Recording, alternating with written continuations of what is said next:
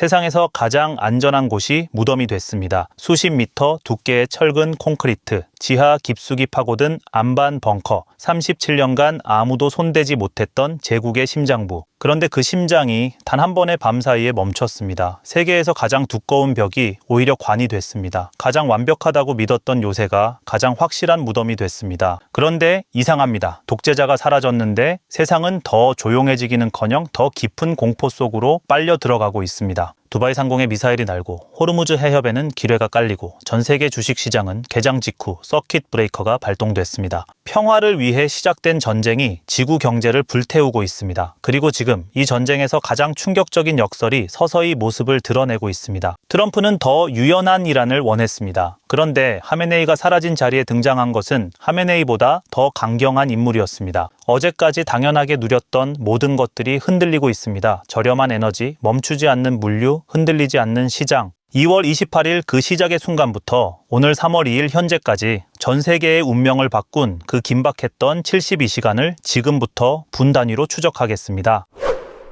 역사에는 반드시 왜 그때라는 질문이 따릅니다. 전쟁은 하루아침에 시작되지 않고 수십 년에 걸쳐 차곡차곡 쌓인 레드라인들이 마침내 동시에 무너지는 순간 불씨가 당겨집니다. 2026년 2월의 중동이 바로 그 순간이었습니다. 첫 번째 레드라인은 이란의 핵 농축 임계점 돌파였습니다. 2025년 말 국제원자력기구는 충격적인 보고서를 국제사회에 공개했습니다. 이란이 핵무기 제조에 필요한 고농축 우라늄 90% 수준에 도달했다는 내용이었습니다. 핵폭탄 한 발을 조립하는 데 필요한 물질을 이미 충분히 확보했다는 의미였습니다. 국제사회가 수십 년간 외교와 제재로 막으려 했던 그 선을 이란이 조용히 그리고 당당하게 넘어버린 것이었습니다. 두 번째 레드라인은 이스라엘 민간인에 대한 직접 공격이었습니다. 이란의 지원을 받는 세력이 예루살렘 인근 베이트 셰메시 민간인이 가득한 주거지역을 향해 탄도미사일을 쏟아부었습니다. 이 공격으로 민간인 수십 명이 목숨을 잃었죠. 이스라엘 입장에서는 이 순간부터 외교적 해법이라는 선택지 자체가 테이블에서 완전히 사라진 것이었습니다. 국제법상 예방적 자위권이라는 개념이 있습니다. 공격이 현실화되기 전 임박한 위협을 선제적으로 차단할 권리입니다.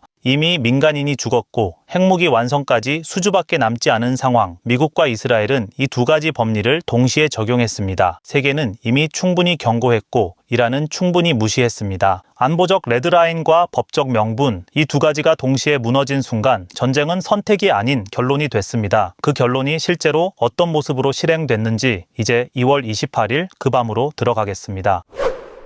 2026년 2월 28일 이란 현지 시각으로 오전 1시 15분 테헤란의 하늘은 짙은 어둠 속에 잠겨 있었습니다. 그 어둠 속을 유령처럼 뚫고 들어온 것은 미국, 이스라엘 합동편대의 스텔스 전투기들이었습니다. 레이더에 거의 포착되지 않는 F-35와 F-22 그리고 대륙을 가로지르는 B-2 전략 폭격기까지 해상과 공중 두 방향에서 동시에 이란의 심장을 향해 날아들었습니다. 그런데 이 작전에는 반드시 선행되어야 할 조건이 하나 있었습니다. 이란이 러시아와 중국으로부터 도입한 방공망을 무력화하는 것이었습니다. 이란은 러시아제 S-400, 중국제 HQ-9B 그리고 이른바 스텔스 킬러로 불리던 중국산 YLC-8B 레이더를 중첩 운용하는 방공체계를 갖추고 있었습니다. 종이 위에서는 완벽한 방어막처럼 보였죠. 그러나 미 사이버 사령부는 공습 수시간 전부터 이란 방공망 네트워크에 침투해 소프트웨어단에서 시스템 자체를 마비시켰습니다. 아무리 정교한 레이더라도 화면이 꺼져 있으면 아무것도 볼 수 없었고 B-2가 머리 위를 날아가는 순간에도 이란의 방공 시스템은 침묵했습니다. 러시아와 중국이 자랑하던 첨단 방공 시스템이 전자전과 사이버전 앞에서 속수무책으로 무너지는 순간이었습니다. 1차 목표는 하나였습니다. 테헤란 북부 지하 안반 수십 미터 아래 숨겨진 하메네이의 지하 지휘 벙커. 이 벙커는 수겹의 철근 콘크리트와 강화 안반으로 이루어진 구조물이었습니다. 바로 이 지점에서 GBO-17MOP 무게 14톤의 세계 최강 지하 관통 폭탄 벙커버스터가 투입됩니다. 강화 콘크리트 60m 이상을 물리적으로 뚫고 들어간 뒤 목표물 내부에서 폭발하는 이 무기는 벽이 두꺼울수록 오히려 더 깊이 파고드는 역설적 설계입니다.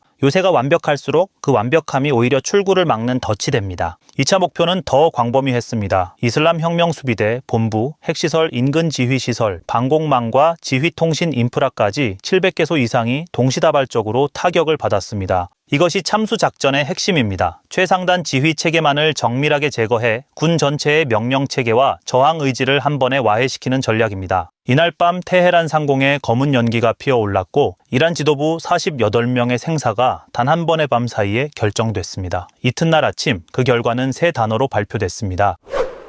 3월 1일 오전 이란 국영방송이 짧은 성명을 내보냈습니다. 최고 지도자 아야톨라 알리 하메네이 향년 86세 사망, 37년 신정체제의 종말을 알리는 공식 부고였습니다. 트럼프는 트루스 소셜에 단 한 줄을 올렸습니다. 역사상 가장 사악한 인물 중 하나가 죽었다. 그것으로 충분했습니다. 그러나 테헤란의 반응은 그 짧은 문장보다 훨씬 복잡하고 깊었습니다. 국영방송에서는 애도 음악이 흘러나왔고 정부가 동원한 추모 인파가 도심으로 몰렸습니다. 그런데 그 반대편에서는 37년간 봉인되어 있던 전혀 다른 이란이 모습을 드러냈습니다. 테헤란, 카라지, 이스파한 곳곳에서 폭죽이 터지고 환호성이 울려 퍼졌습니다. 창문으로 나와 박수를 치는 주민들, 차량 경적을 울리며 춤을 추는 시민들의 모습이 소셜미디어를 타고 순식간에 전 세계로 퍼져나갔습니다. 카라지에 사는 한 이란 남성은 외신에 이렇게 말했습니다. 공격이 언제 이루어질지만 손꼽아 기다렸다. 하메네이의 조각상이 거리에서 무너뜨려졌다는 보도도 이어졌습니다. 공포로 봉인된 37년이 풀리는 순간 그 안에 얼마나 뜨거운 것이 쌓여 있었는지를 세계가 함께 목격했습니다. 군사, 외교 체계는 즉각 진공 상태에 빠졌습니다. 하메네이가 가진 것은 단순히 지도자라는 직함이 아니었습니다. 혁명 수비대에 대한 직접 명령권, 핵 프로그램 최종 결정권, 하마스, 헤즈볼라, 후티 반군으로 이어지는 저항의 축전체에 대한 자금과 지령 체계, 그 모든 것의 정점이 단번에 증발했습니다. 중동 전체의 힘의 균형을 유지해 온 구심점이 사라지는 순간이었습니다. 그러나 제국의 종말은 결코 조용히 끝나는 법이 없습니다. 혁명수비대는 아직 살아있었고 이란 곳곳의 미사일 발사대는 여전히 가동 중이었습니다. 복수는 이미 시작되고 있었습니다. 3월 1일 일요일 새벽 이란 혁명수비대는 총력 보복 작전을 개시했습니다. 이스라엘 본토를 향해 쏟아진 것은 단순히 탄도미사일만이 아니었습니다. 세 종류의 무기가 동시에 그리고 치밀하게 계획된 순서로 날아들었습니다. 첫 번째는 탄도미사일 물량이었습니다. 최대 사거리 2000km의 호람샤르4와 세질2가 이스라엘을 향해 일제히 발사됐습니다. 두 번째는 샤헤드 자폭 드론이었습니다. 우크라이나 전선에서 이미 그 위력이 검증된 이 드론은 수백 기가 무리지어 날아오면서 이스라엘 방공망의 레이더와 요격 체계를 의도적으로 분산시키는 역할을 맡았습니다. 방공포대들이 드론 수백 기를 처리하느라 분주해지는 바로 그 순간을 노린 세 번째 무기가 있었습니다. 극초음속 미사일 파타흐일이었습니다. 마하 13에서 15 총알보다 13배 이상 빠른 속도로 날아오는 이 미사일은 현존하는 어떤 방공 시스템으로도 요격하기 극히 어렵습니다. 드론이 눈을 멀게 하는 사이 파타흐가 심장을 찌르는 구조였습니다. 이것은 이란이 이스라엘 방공망의 처리 한계를 역산해 설계한 포화 전략이었습니다. 이스라엘의 방공체계는 단거리 아이언돔, 중거리 다윗의 물매, 장거리 에로우3의 층층이 구조입니다. 그러나 드론과 탄도미사일이 동시에 쏟아지며 각 포대의 처리 용량이 포화 상태에 이르는 순간 레이더 자체가 혼선을 일으킵니다. 바로 그 찰나의 틈새로 극초음속 파타흐가 파고든 것이었습니다. 결과적으로 상당수의 미사일이 방공망을 통과했습니다. 예루살렘 인근에서 사상자가 발생했고 텔아비브 외곽과 공항 인근에도 직접 피해가 보고됐습니다. 미군 3명이 사망하고 5명이 중상을 입었다는 공식 발표도 나왔으며 이란은 중동 내 미군 기지 27곳을 동시에 겨냥했습니다. 아이언돔이 완벽한 방패라는 신화가 이날 밤 처음으로 균열됐습니다. 그런데 이란의 진짜 보복은 하늘이 아닌 바다에서 시작되고 있었습니다. 3월 2일 월요일 새벽 아시아 금융시장이 열리기도 전에 거래 화면은 이미 핏빛으로 물들어 있었습니다. 이란의 호르무즈 해협 봉쇄 선언 소식이 전해지는 순간 전 세계 금융시장은 공황 상태에 빠졌고 유가 그래프가 수직에 가깝게 치솟기 시작했습니다. 서부 텍사스 산원유는 장중 8% 이상, 브렌트유는 9%를 훌쩍 넘어서며 폭등했고 장중 무섭게 치솟는 그래프는 이제 배럴당 160달러라는 사상 초유의 오일 쇼크 임계점을 향해 달려가고 있었습니다. 전쟁 직전 70달러 선이었던 유가가 72시간 만에 2배의 위협권으로 진입한 것이었습니다. JP모건은 봉쇄 장기화시 브렌트유가 120달러에서 130달러를 넘어설 수 있다고 경고했고 일부 투자은행은 봉쇄가 한 달 이상 지속되면 160달러 돌파가 현실 시나리오로 전환된다는 보고서를 긴급 배포하기 시작했습니다. 주식시장의 반응은 더 즉각적이었습니다. 뉴욕 증시는 개장 직후 서킷 브레이커가 발동될 정도의 충격을 받았습니다. S&P 500이 7% 넘게 폭락했고 항공주는 15%, 해운주는 12% 이상 무너졌습니다. 석유화학, 정유주만 반사이익으로 급등했지만 이것은 집 전체가 불타는 동안 양초 하나가 타오르는 풍경에 불과했습니다. 공포가 자산시장을 갈라놓는 순간의 공식이 그대로 작동했습니다. 금값은 온스당 3,500달러를 돌파하며 사상 최고치를 향해 달려갔고 비트코인은 단기 급등하며 또 한 번 디지털 금으로서의 위상을 증명했습니다. 전통 안전자산과 디지털 자산이 동시에 급등하는 이 장면은 시장이 얼마나 극단적인 공포 국면에 진입했는지를 고스란히 보여주는 신호였습니다. 이미 고금리와 부채 부담으로 신음하던 글로벌 경제의 두 번째 오일 쇼크가 정면으로 덮쳤습니다. 금융시장이 공황에 빠지는 동안 그 진원지인 해협 안에서는 훨씬 더 무겁고 현실적인 위기가 초단위로 전개되고 있었습니다. 지도를 펼쳐보면 호르무즈 해협이 얼마나 좁은지 실감이 납니다. 이란과 오만 사이 가장 좁은 구간은 폭이 고작 33km, 서울에서 수원까지의 거리보다도 짧은 이 바닷길로 하루 약 1,500만 배럴 전 세계 해상 원유 물동량의 3분의 1이 매일 통과하죠. 사우디아라비아, 이라크, 쿠웨이트, 아랍에미리트의 원유 대부분이 이 해협을 거쳐야만 세계 시장으로 나올 수 있습니다. 이란 혁명 수비대는 해협 주요 항로 곳곳에 해상 기뢰를 살포하고 고속 공격정으로 지나가는 유조선을 직접 공격하기 시작했습니다. 세계 최대 해운사들은 즉각 이 구역 진입을 거부했고 초대형 유조선들이 호르무즈 앞에서 멈춰 섰습니다. 미 해군 제5함대가 즉각 대응에 나섰고 이란 해군 고속정과의 직접 교전이 벌어졌습니다. 특히 주목할 만한 대목은 제5함대 태스크포스가 인공지능 기반 무인 수상정을 기뢰 제거 작전에 전면 투입했다는 사실입니다. 유인 병력의 위험을 최소화하면서 기로의 탐색과 제거를 수행하는 이 무인 함정은 현대 해전이 이미 드론과 인공지능의 전쟁으로 새로운 국면에 진입했음을 알리는 장면이었습니다. 이 봉쇄가 한국 경제에 미치는 충격은 단순한 유가 수치의 문제가 아닙니다. 한국은 원유 수입의 70.7%, 액화천연가스의 20.4%를 중동에서 들여옵니다. 그 물량의 대부분이 바로 이 33km 해협을 거치죠. 전쟁 직전 리터당 1,930원 수준이었던 국내 휘발유 가격은 조만간 3,000원 선을 돌파할 수 있다는 경고가 전문가들 사이에서 기정사실처럼 퍼지고 있습니다. 정부는 이미 산업통상자원부 차관주재 긴급회의를 열고 유조선 운항 일정 조정과 우회 항로 확보, 전략 비축유 방출 사전 점검을 지시했습니다. 정부와 국내 정유 4대사가 보유한 전략 비축유와 민간 재고를 합치면 약 211분 7개월치 수준입니다. 그러나 이 숫자가 주는 안도감은 위험한 착각일 수 있습니다. 비축유는 물리적 수급을 일시적으로 버텨줄 수 있습니다. 그러나 선물 시장에서 이미 결정된 가격 폭등세를 되돌릴 방법은 없습니다. 전략 비축유 방출을 검토 중이지만 국제 유가의 폭등세를 잡기에는 역부족이라는 우려가 시장 전문가들 사이에서 지배적인 시각이 됐습니다. 항공업계는 연료비 급등으로 적자 전환을 우려했고 석유화학 기업들은 원가 구조가 완전히 뒤집혔습니다. 국제유가가 10% 오를 때마다 한국의 수출액이 약 0.39% 감소한다는 분석이 있습니다. 유가가 2배 이상 뛴 지금 그 충격은 단순 산수를 훨씬 넘어섭니다. 일본과 중국도 사정은 마찬가지입니다. 세계 최대 원유 수입국인 중국 경제가 에너지 충격을 받으면 글로벌 제조업 공급망 전체가 연쇄 반응을 일으키고 그 충격은 다시 한국 수출 기업들에게 부메랑으로 돌아옵니다. 전쟁은 이란과 이스라엘 사이에서 시작됐지만 그 경제적 진동은 지구 반대편 주유소 계산대까지 이미 도달하고 있었습니다.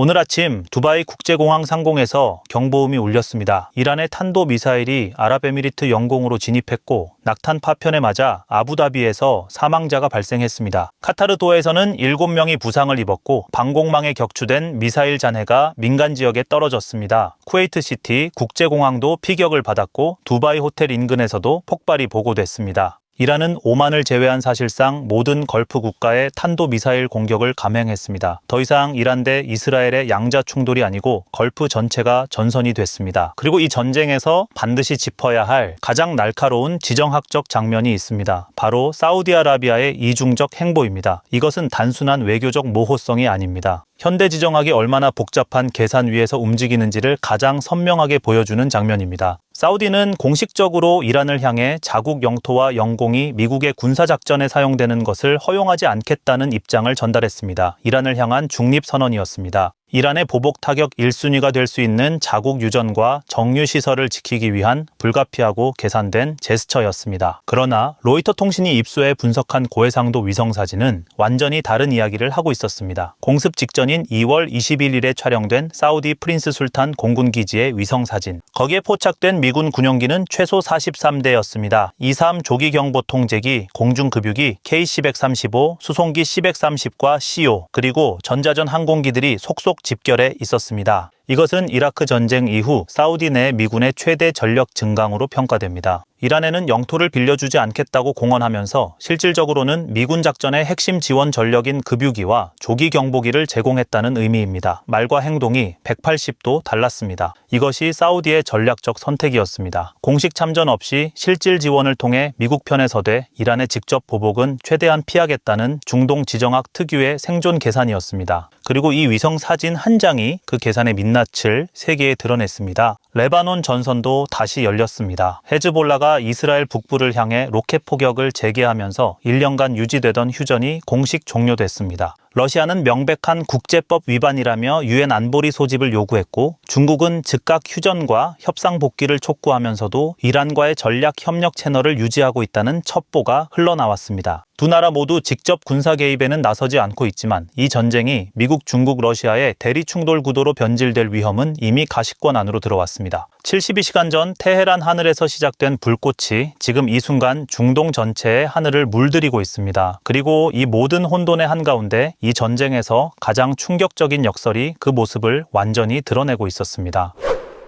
트럼프는 공습 직후 8분짜리 영상을 트루스 소셜에 올렸습니다. 그것은 단순한 전쟁 선언이 아니었습니다. 정교하게 설계된 심리전이었습니다. 그 타깃은 이란 군부가 아니라 이란 국민이었습니다. 영상 속에서 트럼프는 이란 국민들을 향해 직접 말했습니다. 공격이 끝나면 당신들이 정부를 접수하라. 우리의 관심사는 오로지 이란 국민의 자유다. 동시에 2-3일 후 공격을 중단하거나 장기전으로 이란 전체를 장악할 수도 있다는 양면적 신호도 내보냈습니다. 이 영상의 본질은 군사 타격과 심리전의 결합이었습니다. 하메네이를 군사력으로 제거하고 이란 국민들의 봉기를 심리전으로 자극하고 그 권력 공백을 정권 교체, 이른바 레짐 체인지로 연결하겠다는 설계였습니다. 총알이 아닌 이란 시민들 스스로의 손으로 새로운 이란을 만들게 한다는 구상이었습니다. 그런데 지금 이 순간 트럼프의 정교한 계산이 가장 예상하지 못한 방향으로 비틀리고 있습니다. 하메네이가 사라진 자리에 누가 앉았는지 천천히 그리고 무겁게 말씀드리겠습니다. 알리 라리자니, 혁명수비대 지휘관 출신이며 12년간 국회의장을 역임한 인물이죠. 반정부 시위 유혈 진압을 직접 밀어붙인 강경파기도 한 그는 하메네이 사망이 확인되자마자 이란의 실권을 빠르게 장악했고 그리고 즉각 마이크 앞에 섰습니다. 발언은 짧았고 선명했습니다. 미국의 심장을 찔러버리겠다. 미국과 이스라엘은 반드시 후회하게 만들 것이다. 협상도 대화도 타협도 없다는 입장을 단 한 번도 흔들림 없이 유지하면서 혁명수비대를 중심으로 전시 비상체제를 더욱 강하게 구축하고 있습니다. 이것이 이 전쟁에서 가장 묵직한 역설입니다. 트럼프는 하메네이를 제거하면 더 유연한 이란이 나올 것이라 계산했습니다. 레짐 체인지를 통해 협상 가능한 이란, 핵을 포기하는 이란, 저항의 축에서 이탈하는 이란을 원했습니다. 그런데 현실은 정반대의 방향으로 흘러갔습니다. 하메네이를 제거했더니 라리자니가 나왔습니다. 37년 독재자를 지웠더니 그 자리에 더 강경하고 더 군사적이고 더 대화를 거부하는 권력이 결집한 거죠. 트럼프의 심리전은 이란 내부에서 온건파를 부상시키는 대신 오히려 혁명수비대 강경파를 더욱 단단하게 결집시키는 역효과를 낳고 있습니다. 한겨레와 경향신문을 포함한 복수의 분석 매체들이 지금 이 구도를 같은 말로 표현하고 있습니다. 미국이 신정체제의 종식을 노렸지만 되레강경파로 대체될 수 있다. 리비아가 그랬습니다. 카다피가 사라진 자리를 채운 것은 자유가 아니라 군벌의 혼돈이었습니다. 이라크가 그랬습니다. 사담 후세인이 제거된 뒤 등장한 것은 민주주의가 아니라 IS였습니다.